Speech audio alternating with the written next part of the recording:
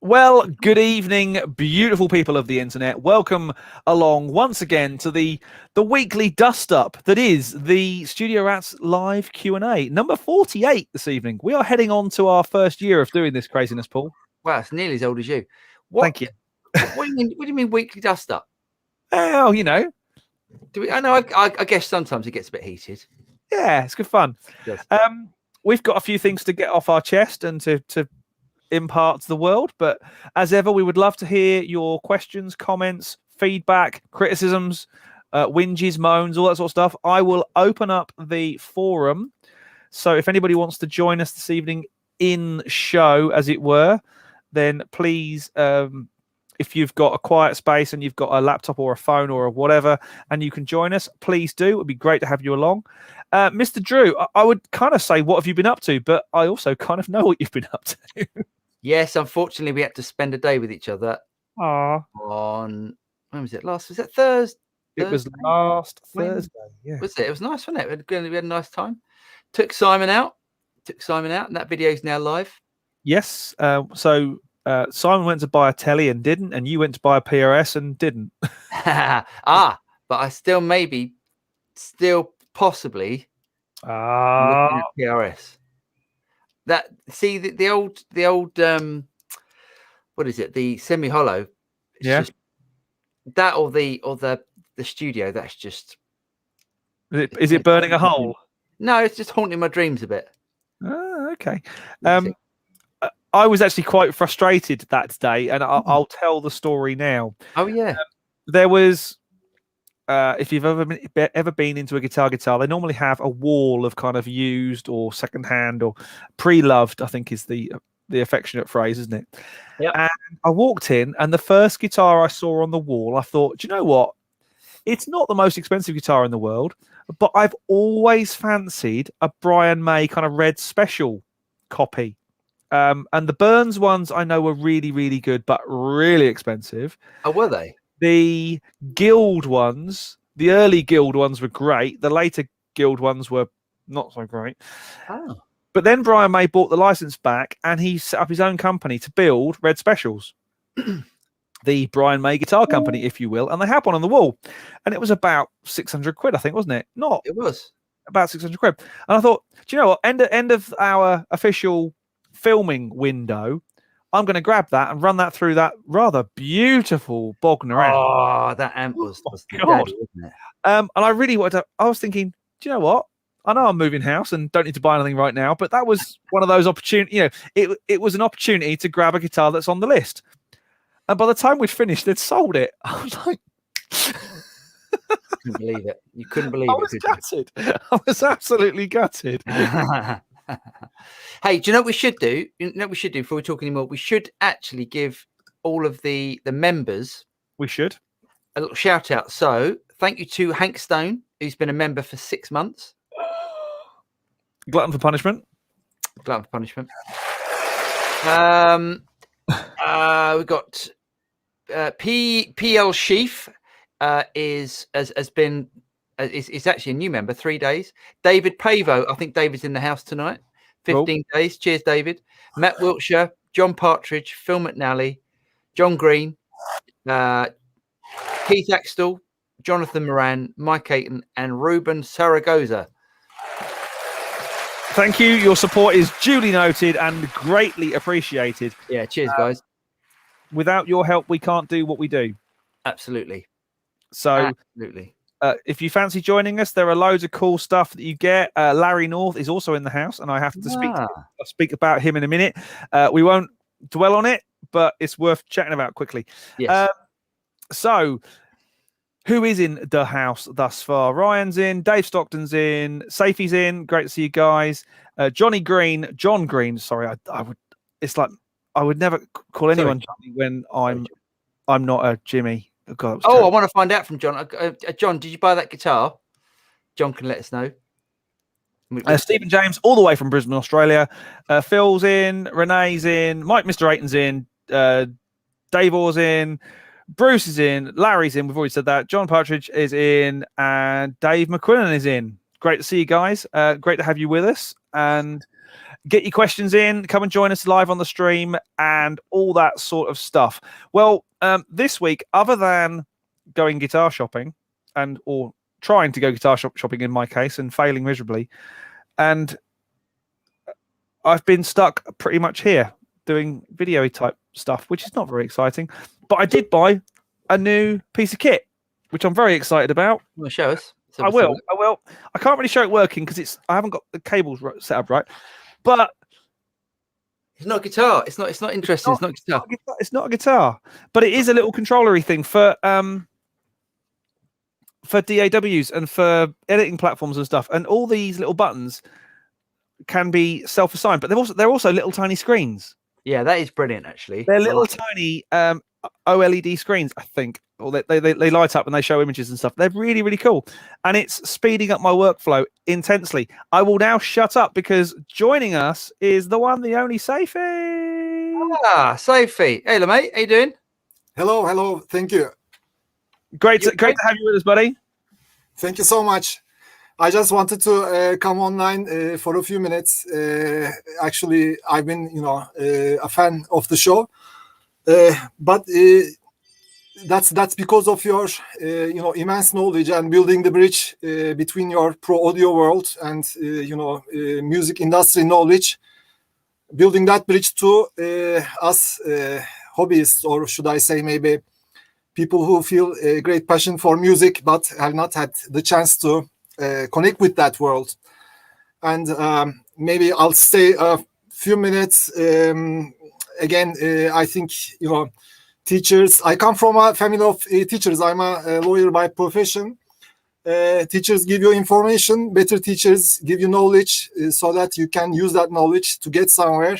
But great teachers give you confidence. And actually you have, and your videos have given me confidence to make one of my dreams come true, to have a home studio, connecting all the cables and making sure that the gear works. And I've come to realize that the very high-end pro audio world, for example, I have a Rupert Neve DI box. When you pull out the manual, I like reading manuals, by the way. Probably that has to do something because I'm a lawyer. I don't know what. I read it like a regulation. And it's just this one page which tells you what it is, and that's it.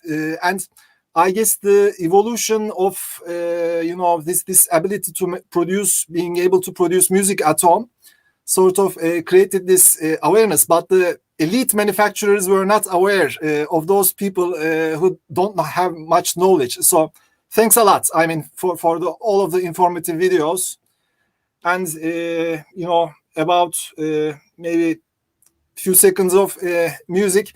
I was lucky to be very close to where you are now during the time of Live Aid back in 1985, I think. I was in Eastbourne. You're in Eastbourne. Yes. And I really got the incredible feeling of how much music means to families all over England, because in Turkey, usually people watch, TVs for football games like this. But I saw thousands of people just watching their televisions, the Live Aid concert, and I was able to enjoy that with the host family. And then, I took up the guitar afterwards, and I guess I'm lucky to be born in year 1973, because when I was 15. Def Leppard's Hysteria and Whitesnake's 1987 album, and also Iron Maiden's Somewhere in Time, they came out at the same time. I thought I was living in heaven. This is music. This is heaven, and it will. I tried to spend much time with music, and maybe I'll just show you this very nice guitar, which my late grandmother bought me. She passed away, unfortunately, 3 years ago. This is a nice. Look, it's like James's. It's a Strat Plus. Plus, yeah. Yes, it's a Strat Plus of 1989. I did something wrong by putting hot rails in it, but I'm going to have it refretted, and also will choose the nice, resonant pickups that Paul has given so much information about. And I also wanted to say that I am a proud student of Paul. We had one-to-one sessions, and I've learned so much, and he really helped me make the studio an extremely enjoyable place. Oh, cheers! That's really nice of you to say so.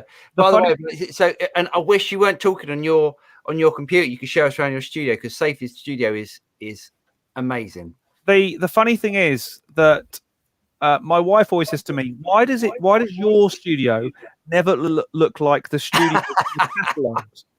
And I say, because my studio is plugged in, as in, it takes cables to hook all this gear together. What's the point in having a studio if it's not all plugged in and ready to go? I just think you're a bit messy. I think Safi's incredibly tidy, and you're just messy. I think that's what it is.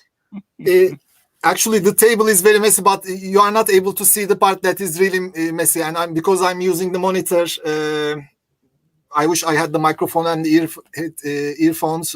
But especially I grew up to be also a really extreme guitar pedal nerd. It's really beyond what I imagined could be, but I really enjoy the stuff, and also the signal routing and everything. It's quite enjoyable, but it's actually quite messy around here. Well, don't worry about that, mate. It's great. It's a lovely studio. It's a really nice space you got there. Thank you. Yeah, and good choice of Strat there, because the Strat Plus is one of those highly underrated guitars, I think. It really is. I used to have one. I shouldn't have got rid of it. Safi, before you go, can you show everyone, because I've never seen it, your Kiesel? Sure. Have you got it to hand? Because I'd like to see this. This is the Alan Holdsworth Kiesel.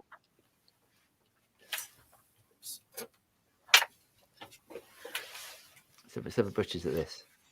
Look at that bad boy. Ooh. Yes. Oh, I like that.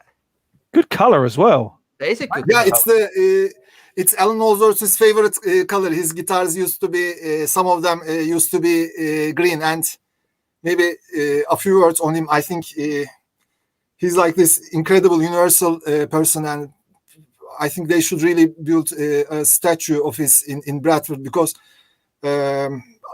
I think he's going to become likes the hundreds years from now, he's going to be considered one of the very, very elite, well, that's 10, 15 musicians in the world. It's his music has basically changed my life, and apart from his virtuosity, and I was so glad to go to the memorial event in LA.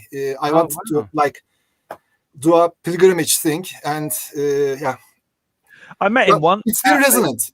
It's very resonant. It's actually, I also have another headless, which is Strandberg. Strandberg, it's a very, very balanced guitar. Beautiful to practice. But the thing that Paul always emphasizes, the resonance is something else. And it comes from the amount of wood, and it comes from, the girth of the instrument. Yeah. And that's why actually I had my eye on a Telecaster for some time, but as coincidental and it's always a serendipity.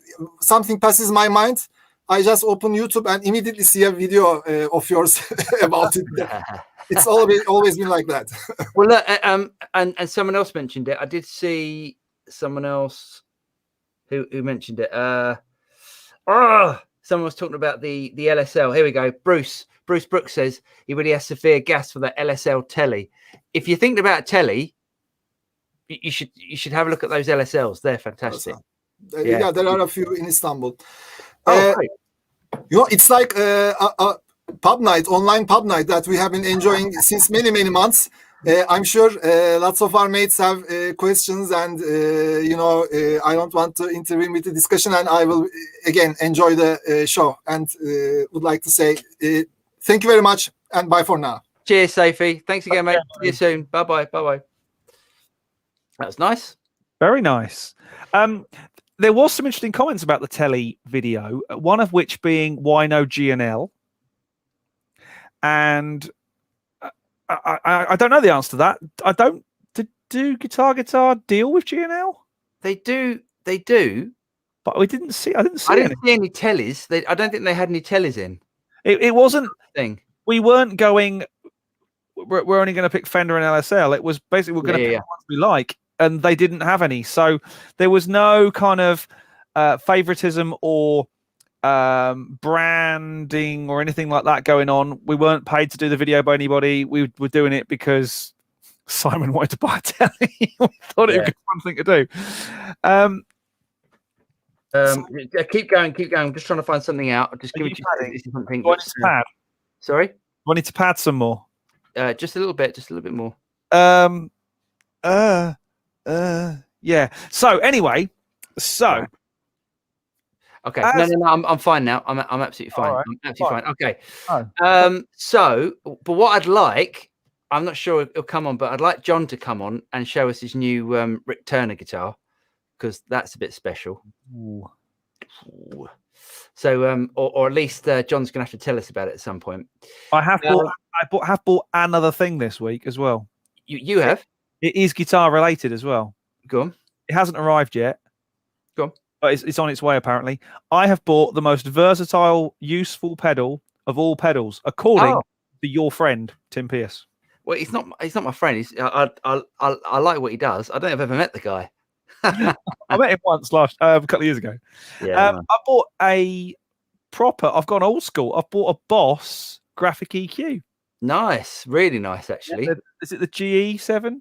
Yeah, I think it's G7. Yeah. Watch the old knobs, the little knob caps on the top. Yes, that ping off and vanish. Never seen it on a pedal board with all of them still attached. You will, because I don't lose things like that. You probably glue it down. Okay, a couple of questions. Renee Pedersen expecting his new Victory 2x12 creamback tomorrow. Nice one, mate. Nice. Very nice. I like 2x12s. No, I do like 2x12s. I just like the portability, and I like the compactness and the immediacy of a 1x12. Right. Bruce Brooks, as I mentioned, said he really has severe gas for that LSL telly. Bruce, are you talking about the pink one or the white one? If it's the pink one, you might have to fight me for that, because that was. See, I liked the look of the pink one. I like the look of the pink one, but I really liked the look of the white one, but it wasn't worth £1,000 more. See, I preferred the look of the white one, but the pink one was just lovely. It was great. That's a great guitar. I know that you do one of these videos, and then someone will buy it, or hopefully someone will buy it from watching the video, but then you go, oh, that was such a good guitar. David Bro says, what does he do to become a supporter? You can join the membership. The Studio Racks membership thing on YouTube, if you'd like to. Larry says he loves a manual. Oh yeah, manual cam was a real bit. Anyway, moving on. Okay. John Partridge says, you guys ever used a Strymon Iridium? Looking for, that's funny. Safi's got one, I think, who was just on. Getting into a wedding band, so I can't use my valve amps. I have a good pedal board, so I'm thinking that'd be easy just to add the Iridium. I've heard some really good things about it. I've heard there's some of the sounds aren't so good on it, but there's one setting that's really good. Like the AC30 on it is supposed to be really good. Right. Interesting. Speaking of guitar, as we nearly were, any chance you phoned this week to find out an update on our? No, I've given up because if I phone every week I phone, I get told it's coming a month later. Or a month after I was told last time. So I think now it's June or something. They said I've just given up. I'm in trouble then, because I will have moved by then. Really? Wow. Yeah. Mike Aiton says a friend of his is releasing an Alan Holdsworth tribute album. He's done top players. Yes, top players like Mike Stern. Wow. God, that must have cost some money. I think I know who that is, because I've seen. I think it's who I think it is, Mike, and he's amazing. Who's that? Mike will confirm. I won't give his name, but I think we went to see them in Islington, and if we did, then I'll confirm. Okay. Mike, I don't want to say it's someone it's not, but because he's an amazing player. Yeah. Atari Wolf says, do you get tuning issues even on high-end guitars costing $3,000? Yeah. Yeah. I mean Les Pauls are known for bad tuning issues. Funny enough, I did a video today explaining that. I saw a tip this week, and I can't remember whose channel it was on. It's on Robert Baker's channel. It's on Tim Pierce and Robert Baker about the string. Yeah, that's exactly what it was. Yeah, I saw that. Apparently, that's we'll do that. We'll talk about that in a minute, maybe.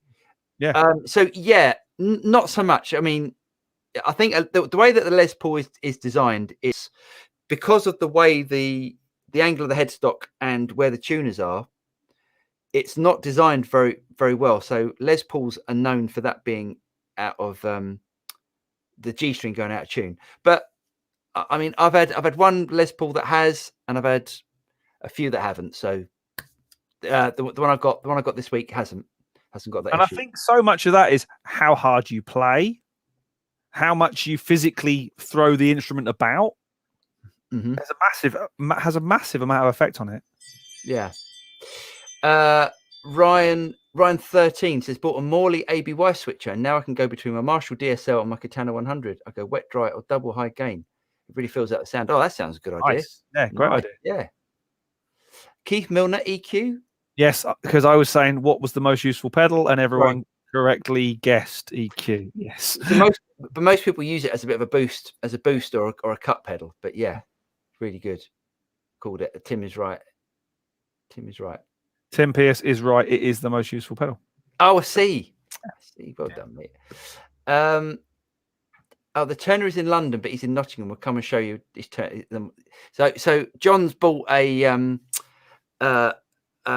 Rick Turner Model 1. You know the Lindsey Buckingham guitar? Yes. Yep. Shall I find it? Because it's really unusual. It's a really unusual guitar. But where is it? I've lost it. I also added another guitar to my wish list this week. Right, what's that? Which is really dangerous because they are not cheap, or good one isn't cheap. I really want a Dobro. Oh, do you? A National is not a cheap guitar. No, mate, definitely not. Yeah, do you want to share my screen? We'll talk about that in a minute. That's a good one. Yeah. Share. Shall I share my screen? Share screen. And I will. This wrong one. That one. You got it? Not yet. Wow, this is riveting TV, isn't it? I haven't got it yet, mate. Really? Okay, Nope. Let me just double check. Sorry, guys. This will happen. This is it's me being a twonk. There we go. Right. There we go. You got it? Yeah. Right. You in? Yeah, that's the one. Oh, mate. It's awesome. They're awesome guitars.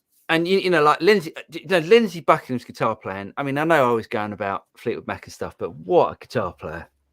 He's one of those very, very short list of guitar players where you hear one note and you know who he is. He's got this crazy vibrato, isn't he, as well? Brian May's in that category. Yeah. Oh, look at that! Oh, I think I prefer the dark red. The dark, the sort of cherry red color. Yeah, that's really. I like that. I like the flame one. That's got a nice flame. Apparently, it says here, it said there that the Model B, the Model 1B, is associated with John Mayer. I didn't know John Mayer played him. Oh, no, me neither. Nice. Okay, I'm coming back. You can turn me off. You're off. Okay, that's beautiful. I'd have some of that.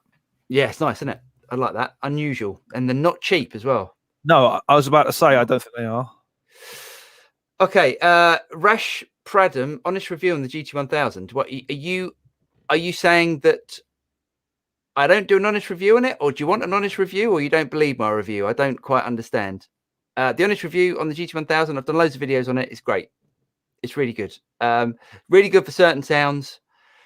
Anything else you can think of, James? It's great. It's really good.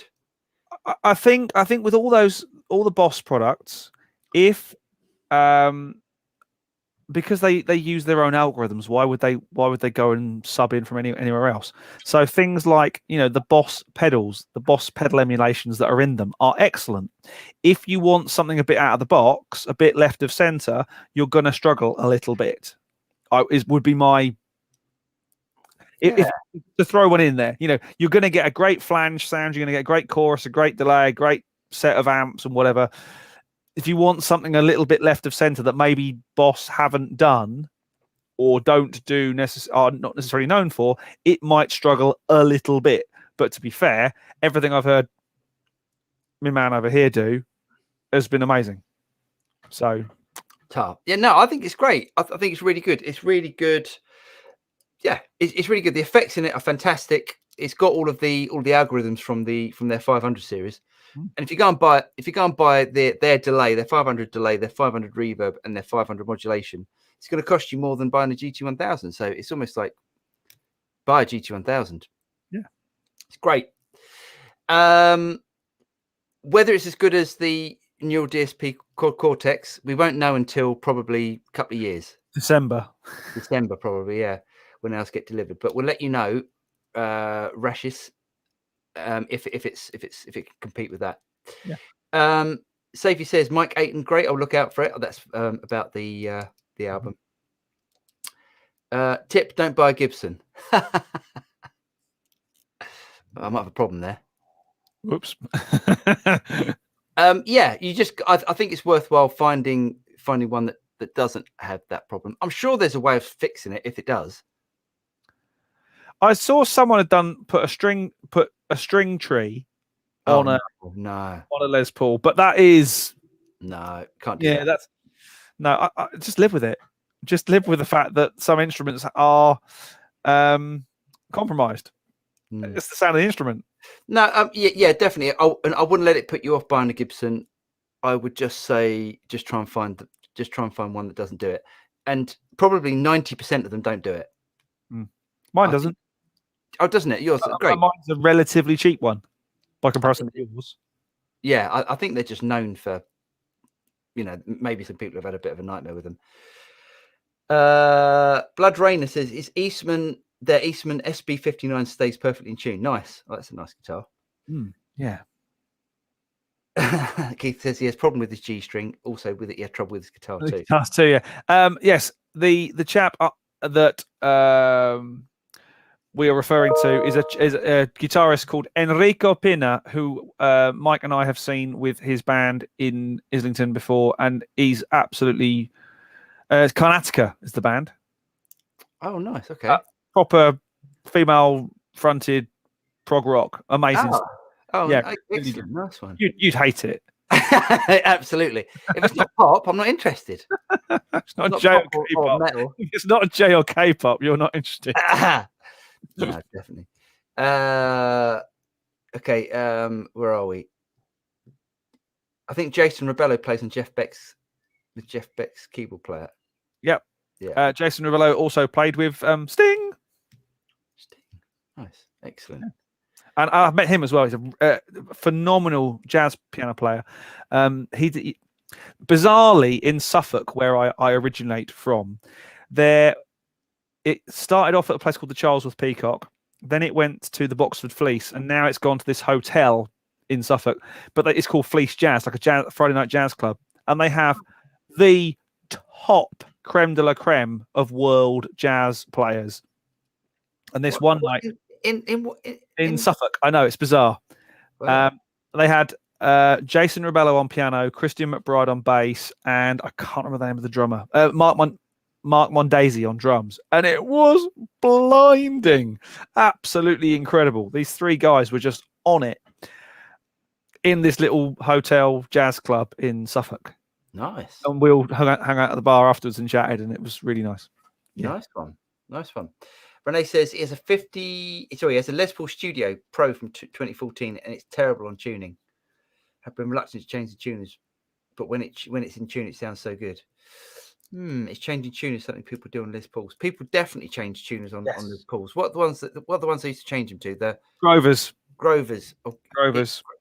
Or is it the Goto? I can't remember the big silver ones. There's Gotos and there's Grovers. Grovers are the big silver ones because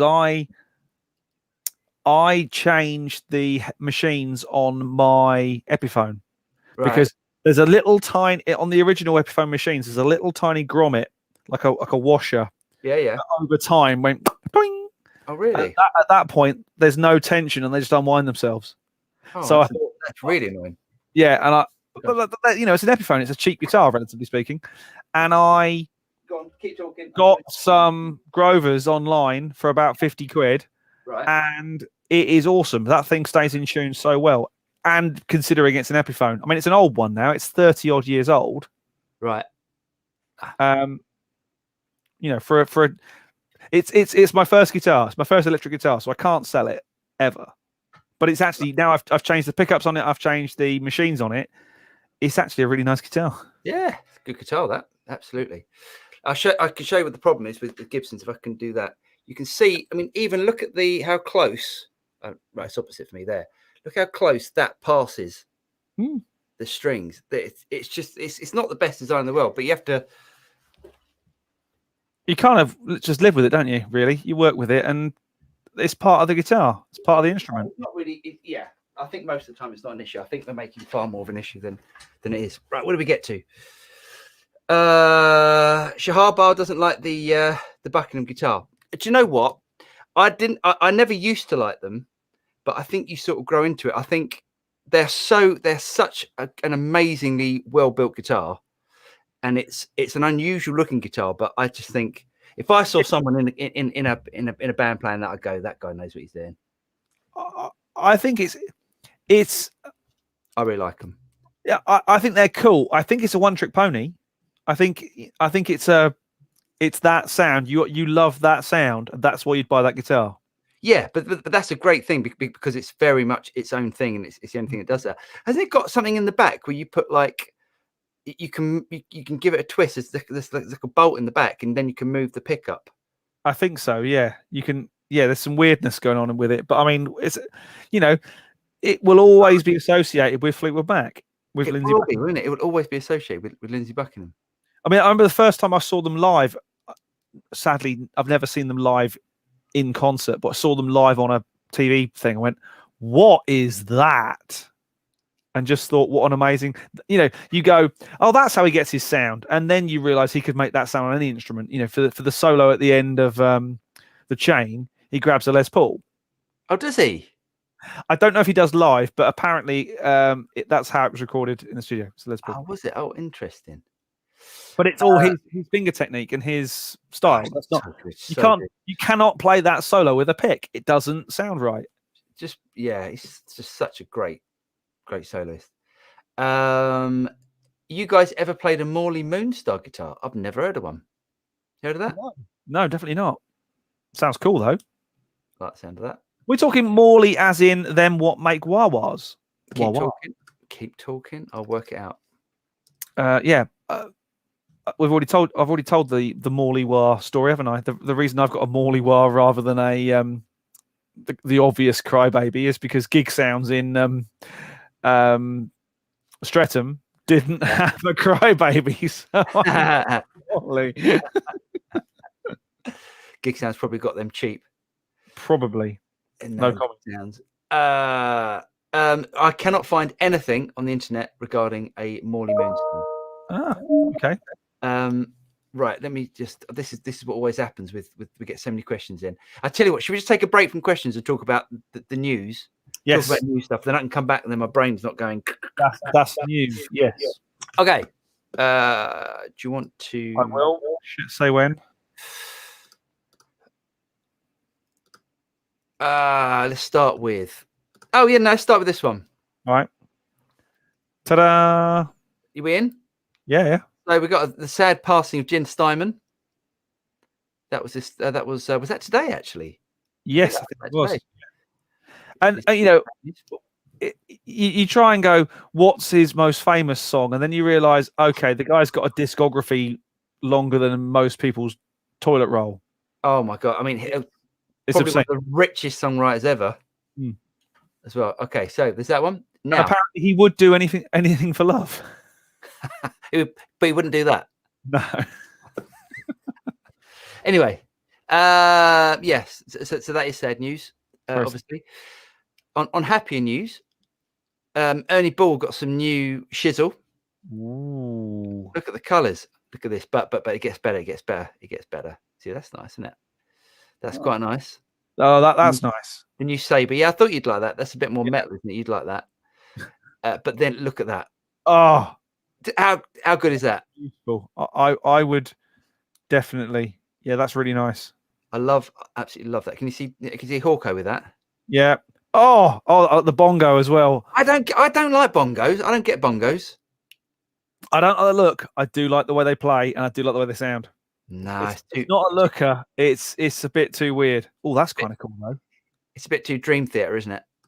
I Doesn't knew he plays. He plays. he does now play a bongo. He used to play Yamaha. I had a John Mayung signature Yamaha bass, and it was beautiful. Oh, was it? Oh, nice. Yeah, a mate of mine bought it off me because he said, "You've got that TRB," and I said, "Yeah, to be honest, I prefer the TRB 5. I can't play 6. It's just it's crazy. You'd ever want to? Yeah, it's not guitar. Do you know what I mean?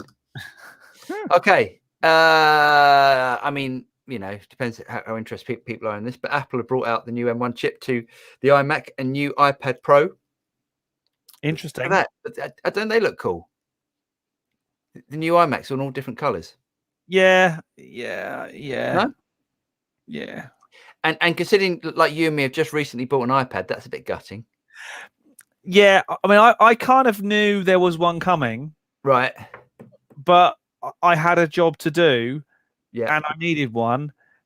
And to be honest, that one that I've now got is so far in advance of what I currently actually use it for. Yeah.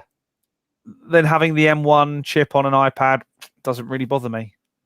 No, yeah, I'm sure in 3-4 years' time I'll be going, why don't I hold out? But you can't do that. Text for here and now. Okay, excellent. Right, so there's that one. I've got to bring it up. Yeah. Yeah. So Positive Grid have brought out the Spark Pearl, exactly the same. They've just made it a different color, as if they weren't selling enough of them. I actually think it looks better in white, if I'm honest, or in pearl. I like it. I do like it. Yeah. I hope that it might have been a version 2 firmware or something like that, but no, it's exactly the same, and it's just in white. Yeah.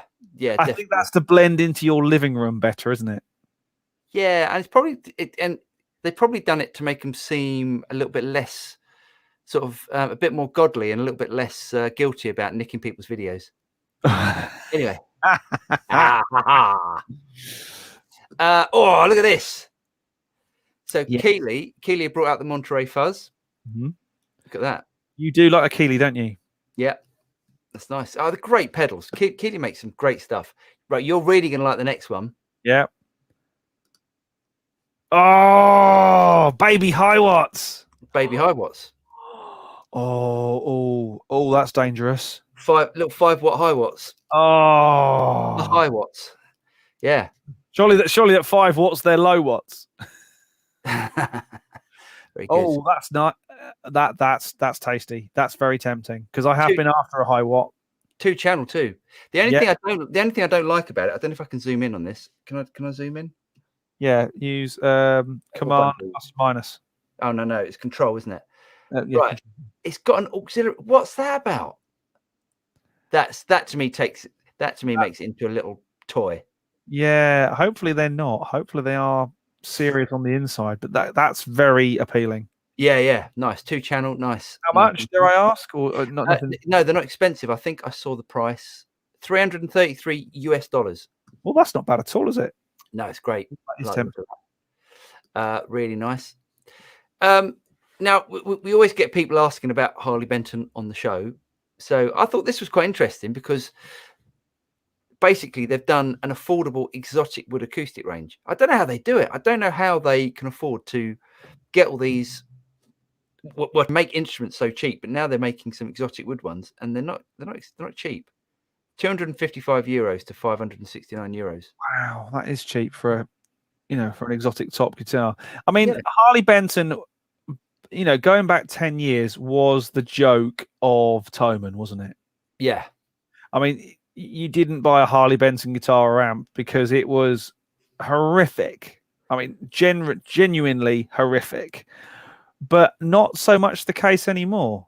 No, they've really turned it around. They've really pulled it around, and some of the guitars. The only thing I would say about buying a Harley Benton is you can't try it. But you can't. Well, I guess you can if you're in Germany near there. Yeah, but you've got to go to the Thomanville, and I can't remember the name of the village, but I really want to go one day because the whole town is Thomann. Is it? The whole village is Thomann. Everyone in the village works for Thomann. Wow. You can walk into the town square and shout, "I hate Thomann." You're about to you're up for a kicking. Wow. So there's that. And lastly, look at that. Oh no, that's tasty. It's nice, That's isn't it? very, very nice. So Marcus, so basically, Gibson have got hold of Marcus King's 1962 345, and they've redone That's the message. tasty. It's nice, isn't it? Oh god, that's gonna be expensive, isn't it? Yeah, I mean he's all what a great performer as well, and great player and stuff. He's brilliant. Yes. So he deserves that for being so talented. Anything else? I think that's about it. Oh There no, we go. no. Right, back to questions. Jeff Shields, the fact that you have a Boss GT1000 in hand makes it better by default, I would say. Yeah. Brian 13. I've just lost the string butler changes. Yes. So you can buy something. You can buy something for Les Pauls called the string butler. Oh. Yeah, I think Tim Pierce did something on this a few years ago. But it's not very. It's like if it's the thing I think it's like a little spidery thing that attaches to your headstock.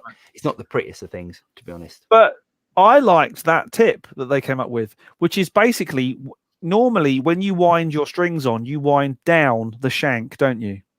Well, you wind. Yes. Yeah. You wind top down, so the string gets pulled down.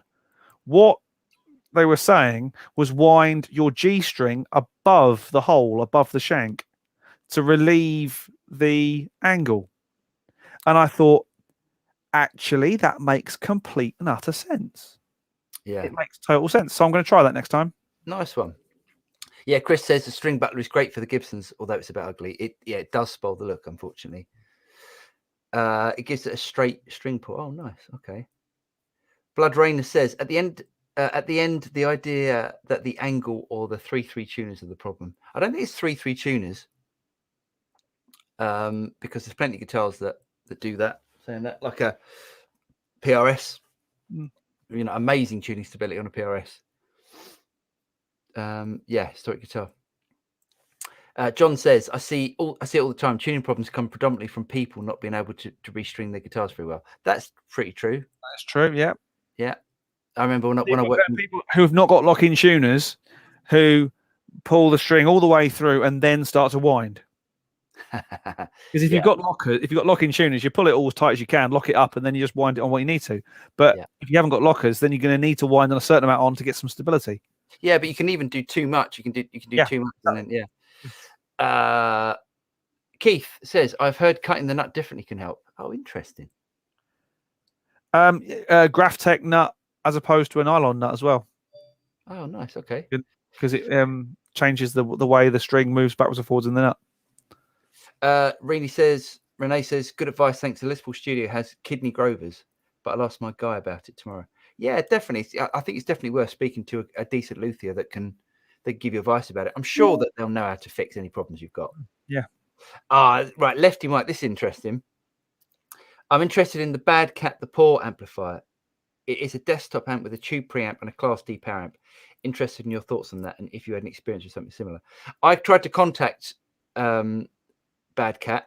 Sometimes I don't know if it's the size of our channel or if sometimes they don't like being contacted, but some companies, you contact them to say, look, I'm really interested in this. Can you send me one just so I can review it, or lend me one just so I can review it, and then you send it back. Now, Bad Cat didn't get back to me. Bad Kitty, I say, yeah. I think it's a brilliant idea, and it's like a pro version of the Spark. Yeah. It doesn't do what the Spark does, but it's not meant to. It's like a pro version of that. If you want great tone, that's what they go for. It had a digital reverb in it as well, but really good. Nice. Yeah, from what I've heard of it, it's really good. I think Jack wanted to get one too. Yeah, I like the idea of that. So I think Spark is a perfectly good enough practice tool, fun guitar amp to have around the house. That's not something you need to worry about the kids spilling blackcurrant all over and trashing your glassware. By that I mean valves. Yeah. Because it's just a fun thing. I mean, I've got a guitar that I will probably at some point leave in the house that Jake and Lucy can then go, oh, I've got a guitar. Let's see what happens. Yeah, good idea. I won't tell you what it is because I'll get hate mail. Harley Benton. No. Who bought the pink LSL telly? Stunning guitar. Yeah, everyone keeps. Oh, see, I'm going to feel bad. I'm going to, in a couple of weeks, I'll go, and I'll contact them. And they go, no, mate, sorry, it's gone. You've heard of buyer's remorse. You're going to have not buyer's remorse. Reviewer's remorse. Yeah. The pickup can change position on the turner. Oh, awesome. So I guess you can make it then more bassy or less bassy on. Oh, great. Did you enjoy the rolled neck on the American Professional 2? Yes, that guitar was brilliant. Yeah, it was a really nice guitar, wasn't it? Yeah, I like that one because I think that's because it was the most similar to the one I've got. Bizarrely, but it was really snappy, really good. They had also just tweaked that and set that one up for us as well. Yes, because it'd been out on the shop floor and wasn't in a great state, so they took it to their tech and got it all. God, I wonder if they could have done that with the LSL and made that even better than it was. Oh, dangerous. I know where you're going tomorrow. Okay, yes. Have you heard the new liquid tension experiment? I have. What's that? So liquid tension experiment is Tony Levin. Oh, right. Mike Portnoy. Oh, here we go. John Petrucci. Oh, no. And Jordan Rudess. So it's Dream Theater. Basically, but the originally when Liquid Tension 1 and 2 came out, Jordan Rudess was not in Dream Theater at the time. He was still in Spock's Beard. So it was Mike Portnoy and John Petrucci and guests. And they did 2 albums of jamming, basically, and they're really cool. They are very, very cool albums. They are very much fan albums, if I'm totally honest. It's not an easy listen, but the new LTE, the Liquid Tension Experiment 3, is very, very cool because it was all done under COVID conditions. But your heart says it's exhausting. That to me sounds like I would put on and listen to 2 bars of it and go, no thanks. Yeah, that's pretty much what you do. I like it. Is there anything that's not in 6/8 or 4/4? That's not in 6/8 or 4/4. Yeah. Is there anything on the album that's not in 6/8 or 4/4? Is the album? Yeah, you hear what I'm saying? Basically, is it all 19, 16, 17, 5? No, it's not all that. There is some just play straight up groove on it. Is it? Okay. Not a lot, but Leonis Alpha for metal GT1000 might be a little bit tough. Mesa preamp works well. Helix might has more options for metal. Everything else, the GT1000 is fantastic. Better algorithms for delay and reverbs. Definitely. Although, I guess I'm not really a metal player, but I can get some pretty high gain stuff on it. Yeah. And it works. It's really good with pedals. Patch switching, you can do much. Yeah, you can do a lot with it. Dave Friedman uses one of those. Uses one of what? What's that, David? Let us know what Dave Friedman uses. I'd like to know that. Dave Friedman knows his tone. Oh, that man makes some good amps, doesn't he? He does. And modules as well. Yes, he does. Really good. Atari Wolf, he ordered a Spark a month ago. Unfortunately, the website tells me it's still not been shipped. We have heard that a lot in the past, haven't we? Shocking. I actually forgot I'd ordered one. I ordered it and it arrived and went, oh yeah. Oh, Rumi sent a message in one of the messages on the on one of our expedition videos. Shopping video. Yeah, shopping videos. He said his wife said that we're enablers, apparently. Enablers, yeah. Is that a bit like what's the YouTube thing called? Influencers. Is that like that? No, yeah, but instead of influencers, we're like, yeah. I think we just upset everyone's wives and husbands. Obviously.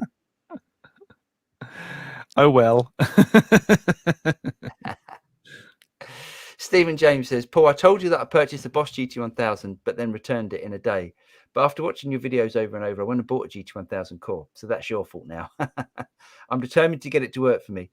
There are videos about using it with four cable method, yeah, but nobody has done a video on how to set up the sounds using an amp and other pedals for live use only. What to turn on and off in the unit, do's and don'ts. Could you do a video? Thanks.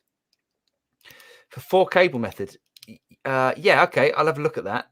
Can you route into it and out of it at the appropriate spot? Yeah. Yeah, you can basically set up a patch bay inside it to route out wherever you want.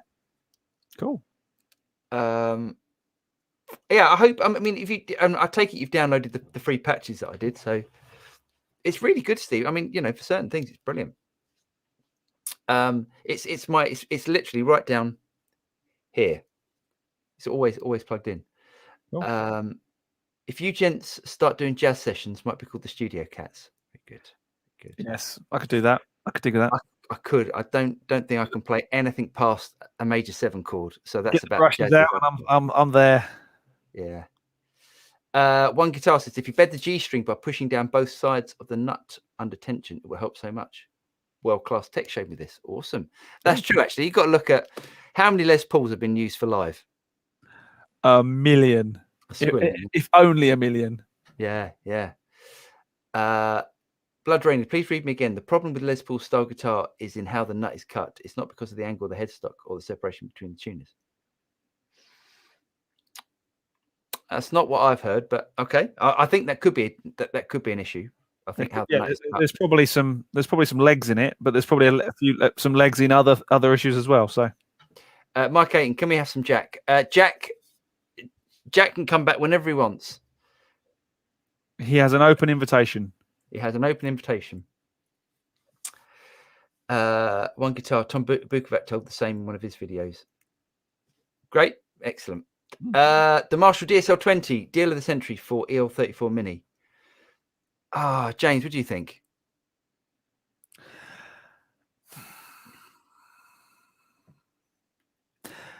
It's a Marshall by name. I don't think it's a Marshall by sound.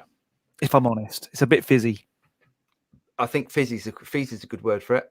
It's a bit fizzy. It's not classic Marshall sound.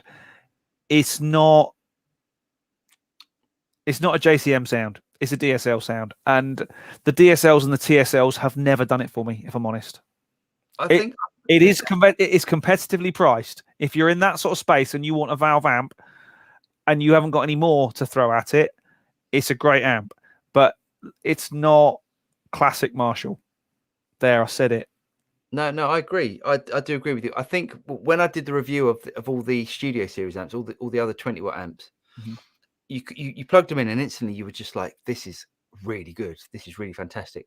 I plugged the DSL in and it's really good for the money. It's really good for the money, but it is fizzy. It's a little bit fizzy. It's great. It's good for what it is, isn't it, James? It's a great little amp.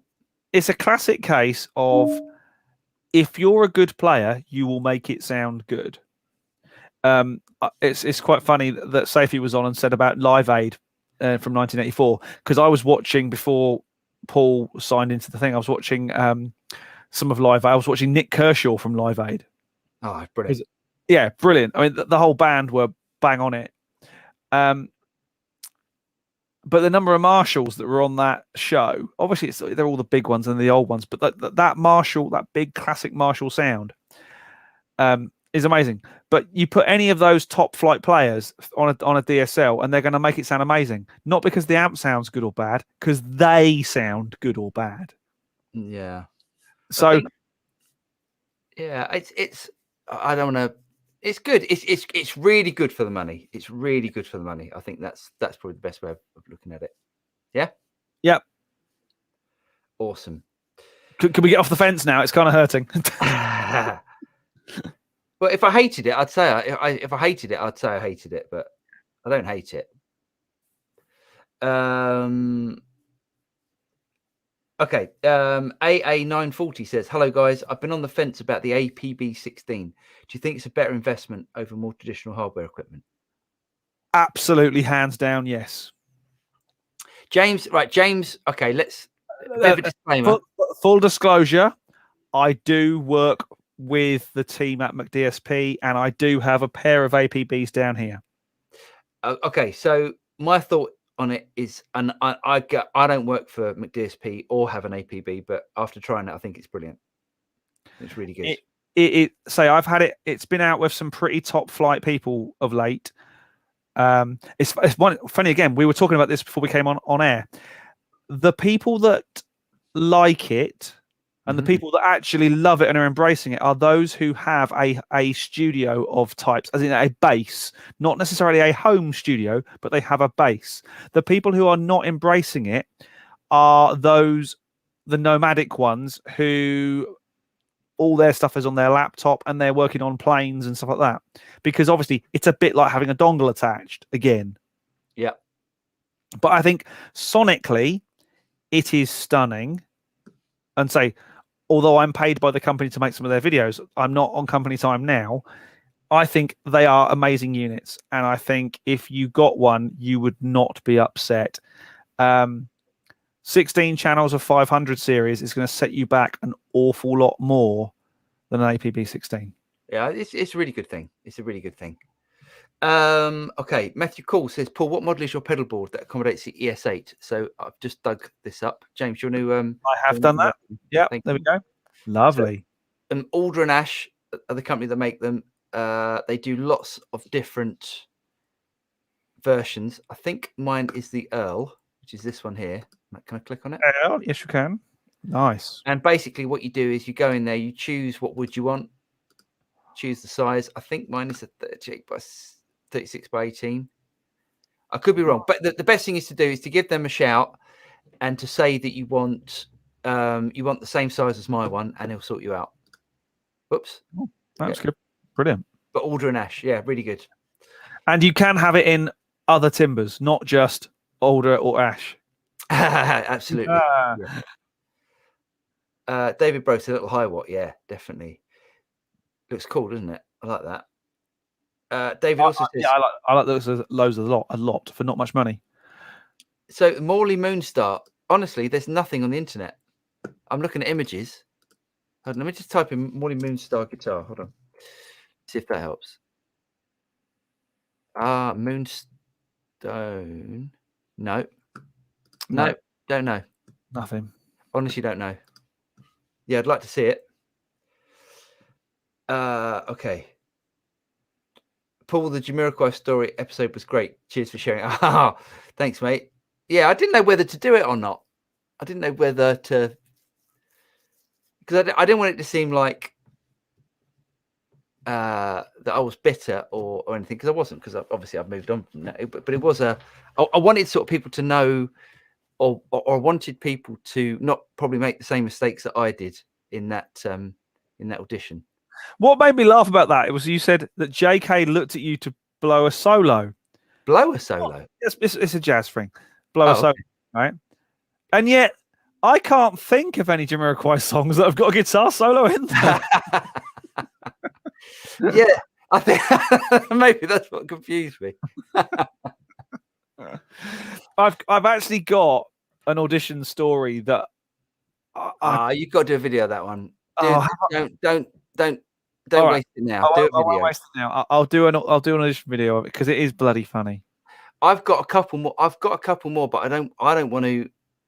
I can't name names, because if I name names, it wouldn't be very nice. Yeah. And yeah, I've got some like that I can't, but I've got this particular one I definitely can, because I think it's funny.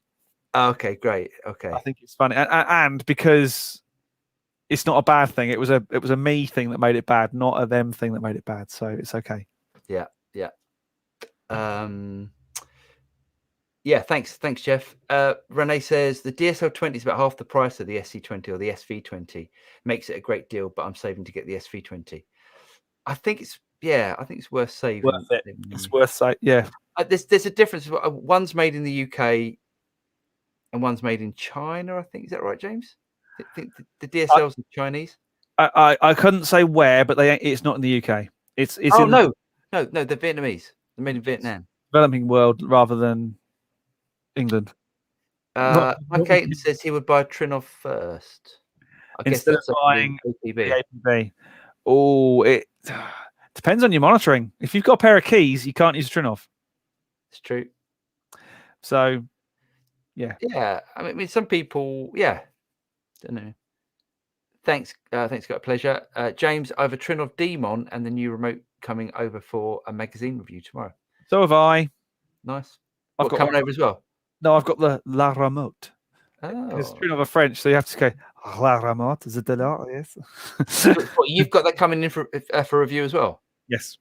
Is this a new thing, is it? It's the new La Remote for Trinov Demon systems. Oh, nice. Because I already have a Demon, it makes sense for me to do the article review. Nice. Yeah. Paul Mortimer's coming over to visit him after seeing Brian Ferry. Nice. If Britney Spears What? and Brian Ferry got married, would that make her Britney Ferry? I love that. It's like if Whoopi Goldberg married the late Peter Cushing, would she be Whoopi Cushing? Oh my word, that's brilliant. Oh, these are good. You got any more of them? I like that. David Brose, he sent us a link. All right. How did you send the link? Let's have I didn't think you could post. Oh, yes, you can post. You can. I can. They can't. Oh. Okay. You can't send a link in the chat. David, yeah. How did you send the link, mate? Did you send it through to? It's possible that you sent it through to the Studio Rats. Yeah. The Studio Rats on Facebook. Can you pad for a little bit just to have a quick look? I'm gonna pad for a little bit, but I'm gonna keep going. No, I'm not going to pad on that. You keep looking. And No. Okay, so I can't. What's that? I sent you a link. Can you look up to go?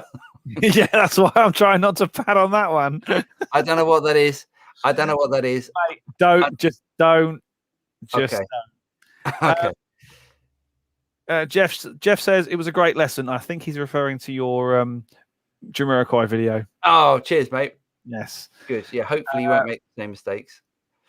Leonis Alpha says, I love the audition stories. Do you have do more of them? James, I think it's your turn now. Yeah, I have got one.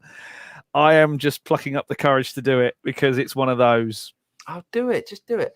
David, for some reason it doesn't post on our chat. Gutting, because I do want to see that.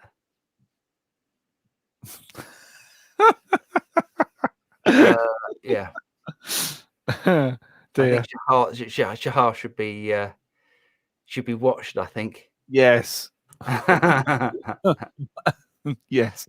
Maybe I'll look that up later. Yes. Dave Brose in the cat. In the chat. Yes. Sorry. Yes. Yeah, no, yes. I don't think you can. I think only we can, or only I can, because I'm the master of all things. And you can't see it. Interesting. Okay. No. Strange. Okay. Well, we're pretty much. It could be a short one today. Oh no, we were going to ask questions. Yeah. We want to ask you guys actually, because do you think that the Studio Rat posts too many videos?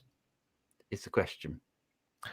And the next question: do you like the shorter videos, or do you like the longer, kind of more dive in deep, kind of like the 15 minuters where we go shopping and try loads of different guitars and stuff like that? What do you find floats your boat more? Because I know I'm a 5-6 minutes. Oh, next thing. Sometimes not even that. I'm terrible. If someone's not entertaining me from the word go, I'm get out of the way. Yeah, I think I'm with you on that. It's one of those like if you go on, I will watch a certain video and just go, oh, this is dragging on too long, and you skip on to the next thing. Especially if it's, I quite like the shorter, under 10-minute videos. One of the things that really is winding me up at the moment is where I appreciate people have sponsors to get and say lovely things about, but there are some sites that do it really well with like a 10-second check out the thing by our sponsor. You'll do this, move on. And there are some sites who dwell on it and drag on it and tell you, no, mate, if I want to buy it, I'm going to click the link. Don't. It's tough. It's tough though, isn't it? Because it is, you know, people are doing this as a I know job, but I'm just, from my point of view, the sponsors bit is not what I'm there for. Right. And it's like the whole, when people go, I would rather say to someone on a video, click the link, do the like, subscribe, crack on, rather than going through where everyone goes, I really, really appreciate when you click on the link. And I'm like, oh, for God's sake, we all know that's how it works. Crack on. Yeah. Okay. I think, yeah. Okay. So that's why you won't see me doing it very often. Mainly because I forget. I forget to say it. Do you know what? I thought I was going to get a bit of a break, and I didn't have to make a video a day. But it seems that everyone likes the everyone likes the amount of videos that we do. Cheers, guys. So that's good to know. We weren't asking for a please make us feel like we're doing the right thing, but we just want to know for you guys if we're doing too much, or if you prefer, like I didn't know, for instance, when we did the Gibson video, shopping for a Gibson, we released that. Then a couple of days later, we did the shopping for a Telecast video, and actually, in hindsight, that probably would have been better with a bit of a gap between it, with other videos in between. But we also, you know, there is a certain amount of, we wanted to get those out to see how, you know, test the water with that style of video. And Safi's already put, the guitar shop visits could be like a series, and I'm like, yeah, that's something we're hoping to do. And not just maybe with guitar. We could do a whole host of different stores where you go around and find, because not every store has a complete range of everything. Some places are specialists in particular brands or particular types that you might want to hear and, more importantly, listen to. You know what we should do? We should go and do KMR maybe. That'd be good. Which would be very different. Yeah, I'd like to do Peach. I'll make a phone call. Yeah, make a phone call. I'd like to do Peach, but I don't think Peach would like to. Yeah, I think Peach already do their own stuff, and they've got their own thing going. That's the problem, isn't it? Because everyone sees what we're doing as stepping on their toes, whereas it's not. No, definitely. I don't think. I think any amount of free advertising for them is a good thing. But hey, that's. Yeah, I'd like to do Anderton's, but Anderton's, that'll be a definite no. Yeah, because shop. Exactly. Yeah, but yeah, I'd like to do Peach because it will be my local shop. Peach is Peach is a good shop. Could do Sound Attack for drums. You might have to do that on your own. Thanks. With your 5 views. Very funny. Mike Aiken says he finds TPS too long and too in depth. So the that pedal show, they do a long one, but mind you, I guess it's nothing more than what we do on what we're doing now for their live thing. Yeah, I suppose. I've never got into TPS. I have to admit. Oh really? I never have. Just because I just haven't. Oh, I think they're both really endearing and really knowledgeable guys and good players and stuff. I like it. It was great to see the Bogner amp cracking out those great tones. Massive amp. That was a biggie, wasn't it? I wanted to try the signature as well, because that's I wanted to try the one that I had behind me, the signature. It wasn't a signature. It was. No, that was the Bogner. Was that an Uber shot? What Bogner was it? That's not the signature. That's the one that Steve Lukather uses. It's not signature. Yeah, that's the one I was interested in. I wanted to try that with an Ernie Ball or something tasty and go do my.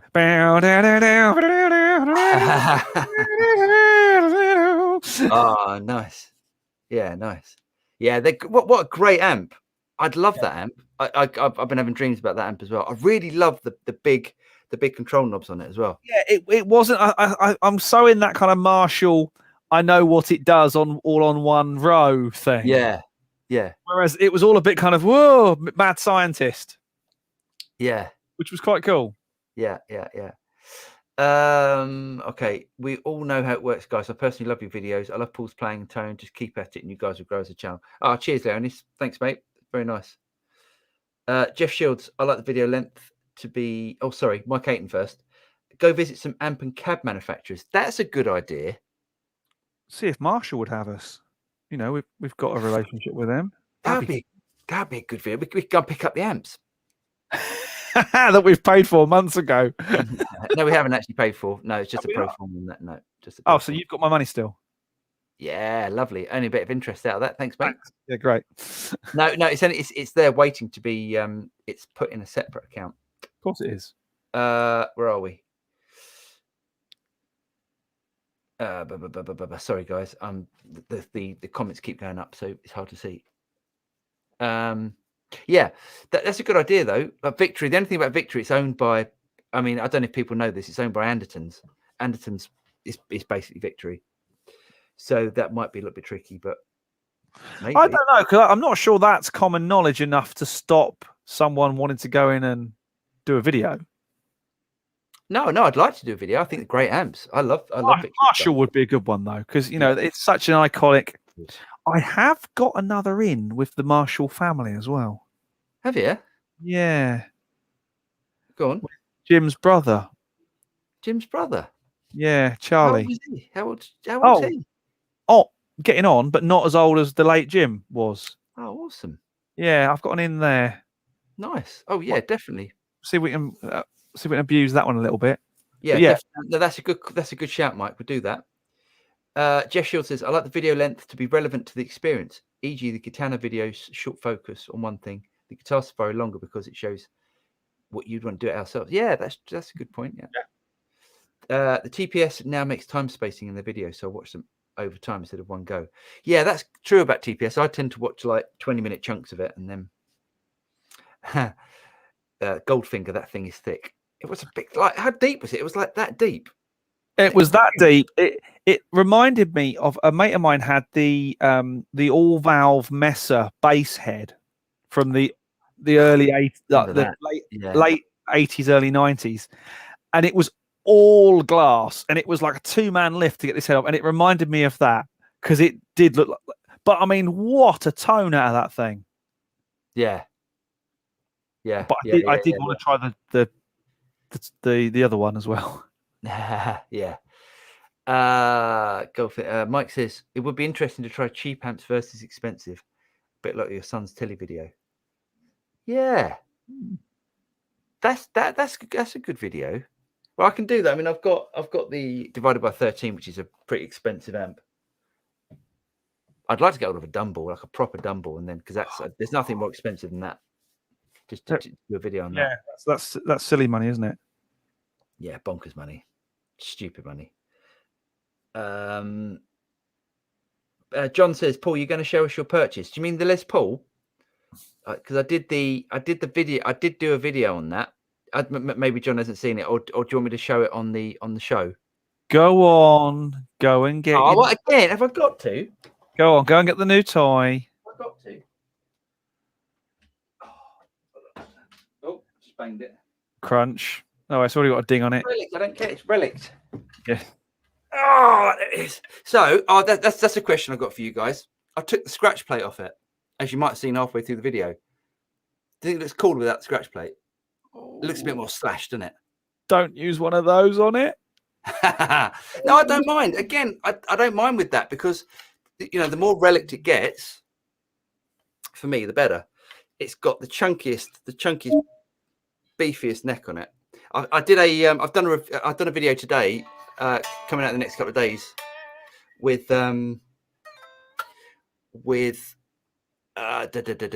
comparing it against the PRS DGT, which is very similar actually, and very different in so many different ways.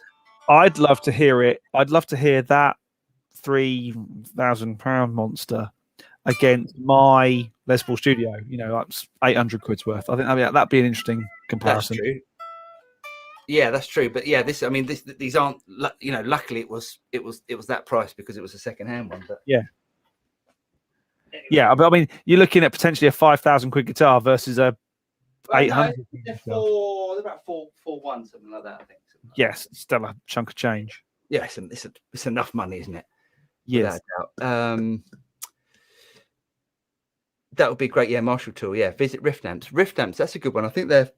I know they're stocked now in Andertons, but Andertons have got their toes in that as well, fingers in that as well, maybe. Yeah, Rift stuff's really good actually. I've not heard of them. Yeah, Rift, more boutiquey. Sort of. They started off that they did like a. Funny enough, they did an amp that's very similar to the Lazy J, and then there was a bit of a. Apparently, the guy from Rift was having a bit of a slag off about Lazy J amps, and there's a bit of a Yeah, bit of a fisty cuffs. Fisticuffs, yeah. Fisticuffs, but yeah, actually, get another Lazy J in for review. I normally watch the Anderson videos, but they're very informative, but they muck around a lot. Yeah, they do. They are quite funny though. The only thing about the Anderson's videos, I always try and because I'm so, and I don't want to see them keep playing the same songs or doing their little thing together, because I think it's great and they're both very talented guys, but I almost get like, I want to see 30 seconds of that, then I want to move on to what they're talking about and watch them messing about, because I really do enjoy them messing about.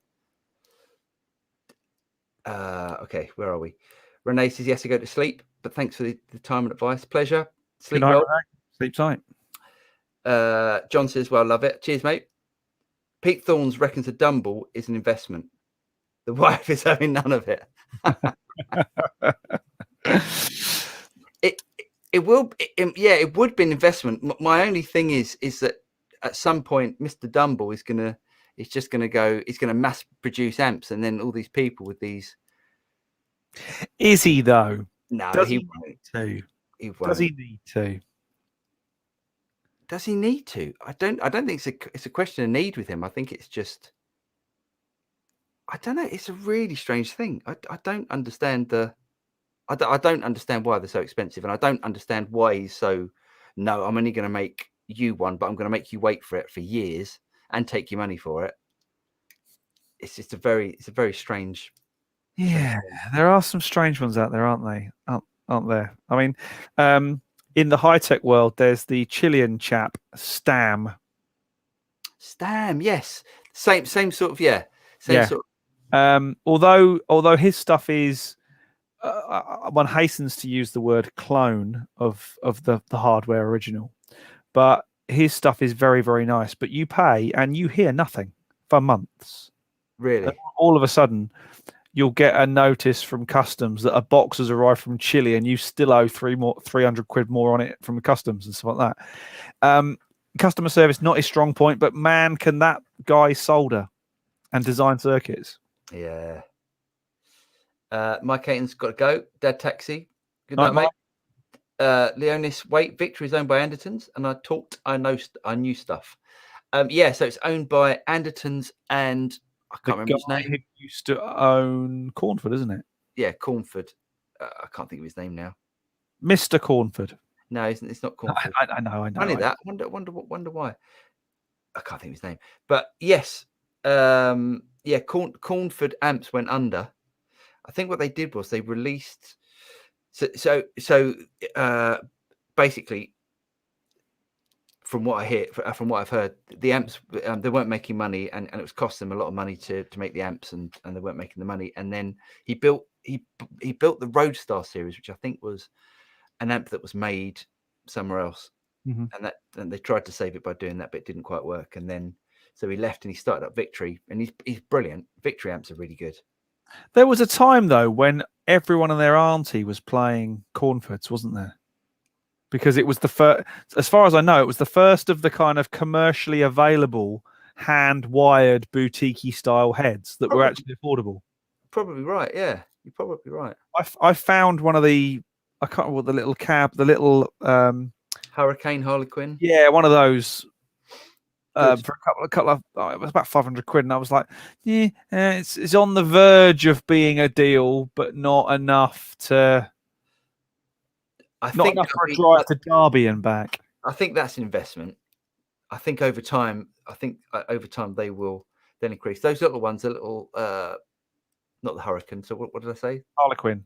I think the Harlequin, they're 5 watt.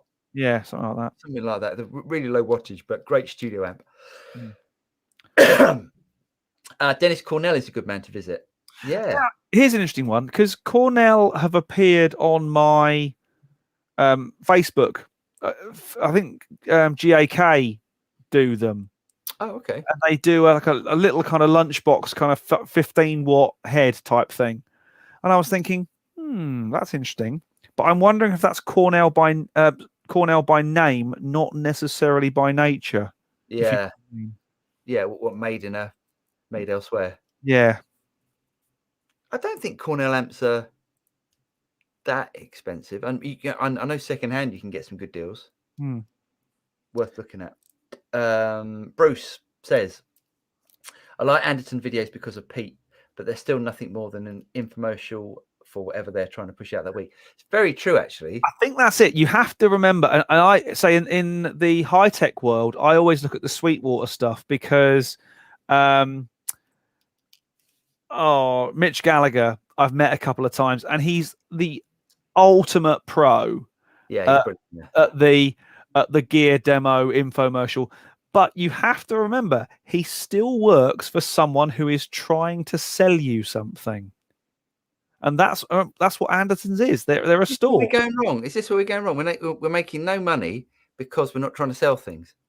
Maybe that's it. So it's good to have integrity, mate. But can we have some money as well? I mean, and that's absolutely true. That's why, hopefully, why sites like ours have integrity, and why channels like this have integrity, is because we're not trying to sell something, and because when someone's asked a genuine question about a product, we'll all hold our hands up and say, they're paying us. There's a whole discussion around product placement, paying for videos, paying for ads at the moment. I don't know if anyone's seen any of that stuff online. There was a big kind of guitar reviewers consortium video, wasn't there, recently? Oh, yeah. And you can get in lots of trouble for it. If you're taking backhanders for great reviews, certainly on the American side of things, you can get in a lot of trouble for it. And it's $500,000 fine. It's a big fine, yeah. I've not heard of anyone getting done for it yet. Right. It's a bit like GDPR. They threaten these huge fines, but someone's actually got to enforce it, and there's got to be the first case, hasn't there? Yeah. There's got to be the first case of someone getting nobbled, and then all of a sudden the rest of the reviewing world goes, woo-hoo-hoo-hoo! Yeah, definitely. So Leonis Alpha says Guthrie Govan was playing Cornford amps, right? Yes, he was. Yes, I think he still is. I think. I don't know. Cornford's, and also Richie Kotzen. But Richie Kotzen was originally a Cornford dealer. Was a Cornford artist. Yeah. As was Guthrie, and then Guthrie has now moved over, I think, to Victory, as has Richie Kotzen. Interesting. Yeah, Martin Kidd. Thank you. Thanks, Jeff. Martin Kidd is the guy behind Victory. Cornford. Same thing. Yeah. Dennis still makes his own amps, still just him and his wife. Wow. Interesting. Okay. That is interesting. I like that. I really like that small sort of boutique. The other guy I would love to visit is Pete Cornish. Oh God, yeah. The pedal and looming and effects setup wizard. I would love that stuff. I guess so. He still does all Gilmore's rigs, doesn't he? Probably. You can still buy stuff from him. Can you? Yeah, if you go onto his website, you can buy stuff. Wow, nice. It's actually a really good site for learning what these guys are using. Like, if you want to find out a Gilmore rig from 30 years ago to get that tone, go on to Pete Cornish's site. It's all listed. Is it? Oh, awesome. It's really good. Yeah. We should definitely go and see. Marshall's a good start, definitely. Marshall's a good start. Yeah. And surely Jim Marshall's still hand wiring all them himself, isn't he? No, but he's not with us anymore. Oh, okay. He's retired. I see. I imagine that's a bit like Willy Wonka's Chocolate Factory. He's just got a bunch of Oompa Loompas just making amplifiers everywhere in little weird rooms. I actually went to university with a guy who worked at Marshall. I haven't heard from him in donkeys, but yeah, he was one of the guys who ran the flow soldering system. You know, when they do boards, they don't just put one component on and get a soldering iron and go like that. It's basically the components are all preset in a die, and then the board floats on a lake of solder. Oh wow! Then why is my amp taking so long to make then? Because they've got really quick. Back process of a back order for about 10,000 million of those things because they're amazing. They're really good. Alex says, "Hi guys, if you have to choose one, exotic SP compressor or Keeley compressor plus." I know Paul uses both. Cheers from Brazil. The Keeley one, without a doubt. The Keeley one because it's more versatile. Because you can run it. You can run it with. It's really good with humbuckers. Really good with single coils. It's got the switch for humbucker and single coils, and you've also got the treble boost on it. So you can use. That's definitely the most versatile compressor that I've got. I'm sure there are other ones that are brilliant, like the what's the ones made up in Oxford? Origin. Yes, Origin Effects stuff is amazing, isn't it? Yeah. Really and actually, the KMA Karma one is really good. Yeah. Oh, is it? Yeah, really, really nice. The only thing about KMA stuff isn't KMA stuff all digital. Don't think so. Not all of them. Not all of it. Oh, interesting. Okay. Yeah. Okay. Stephen says you can tell when the regular Muso gear sites are reviewing a product naturally, or they sound like they're info commercial. I want to buy a Marshall Silver Jubilee after watching Paul's video. It was honest review. Oh, thanks, mate. Yes, it was. Yeah. I mean, so much so I've ordered one. Yeah. And we have to pay for it, and we have to wait for it as well. Yeah. Well, classic case is, although we've pulled every possible string to try and get a blooming quad cortex early. No, that's not going to happen, is it? No. Yes, I do sell katana patches. Am I rich yet? Definitely not. Nice, no, we haven't even had our meal out yet, have we? Because we haven't been able to.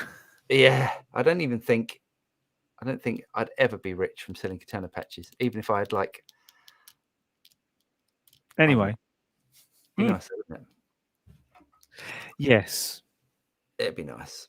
Okay, should we call it a day? I think we should. I think that's it. Thank you very much for joining us, one and all. Hopefully, you found that useful and informative, and we made you smile on a Wednesday night. I love Wednesdays. It's Wednesday night here. It might not be Wednesday night where you are. It might be Wednesday afternoon, or it could even be Thursday morning. You could be up early. Wherever you are in the world, thanks for joining us, and we will see you same bat time, same bat channel next week for more of the same. We don't quite know what that's going to be.